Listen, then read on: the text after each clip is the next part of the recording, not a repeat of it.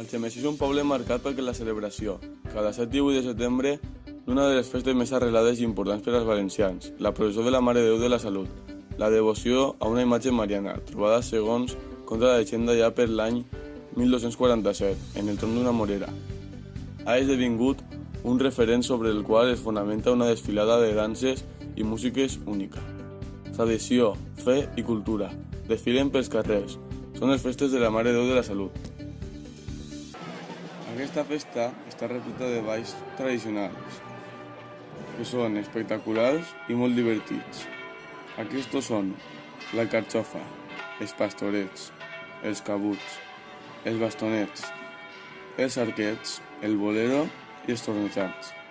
També fan un mode de torre humana, anomenat la moixeranga, que és el que més ha destacat d'aquesta festa.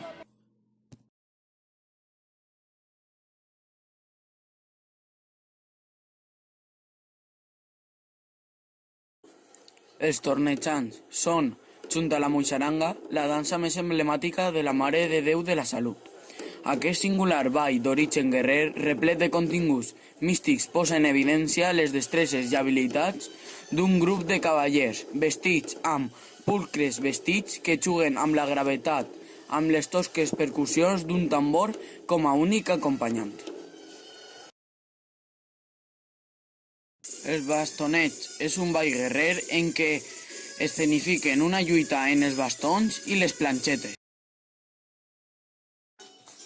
El bolero és el ball més modern de la processó. És l'única dansa que no va acompanyada per la música de la dolçaina i el tabaret, sinó per la secció d'instruments de vent de la banda i castanyoles.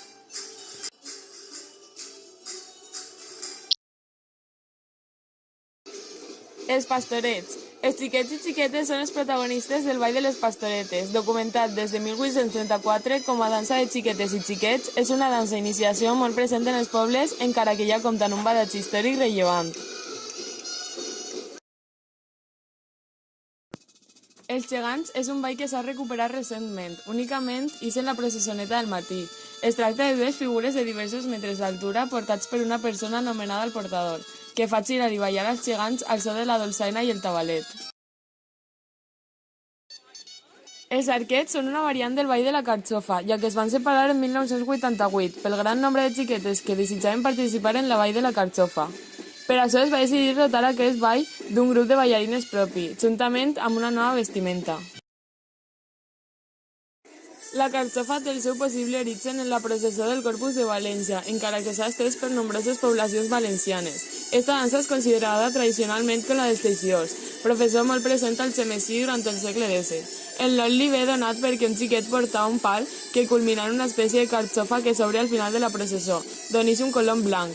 Una variant d'este ball són els arquets, que es van separar en 1988.